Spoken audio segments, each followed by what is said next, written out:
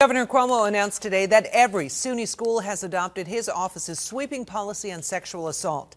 The approach creating universal rules and regulations on preventing assaults and helping encourage victims to come forward. News 10 ABC's Anya Tucker has more on what that means for SUNY students. She's live at UAlbany with a story. Anya? Colleges all across the country are now facing lots of tough questions when it comes to sexual assaults on their campuses. This policy is meant to clear up any question about what consent really is. The uniform policy was drafted over the past 2 months. It's all in response to Governor Cuomo's request that SUNY trustees create a system-wide, consistent plan to combat sexual assaults on campuses.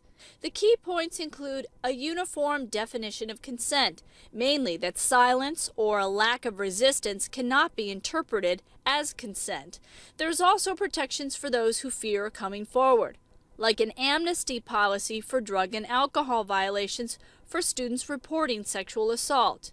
There will also be training for campus police and administrators, as well as a victim bill of rights, which protects students from any undue pressure by college officials. So what do SUNY students think of these new protections? You're under the influence of drugs or alcohol, and then you're scared to report it because you might get in trouble for that.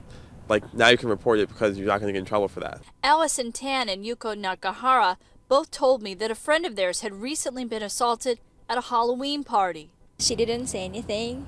Yeah. She didn't say it. She didn't want to say anything. Why? Because she was pressurized. Yeah. So it's more of the pressure that they're put, especially when you're like when you're a student and when you're an international student too. It's hard to cope. At that age, or when you're under the influence, you might not have clarity of that. But this.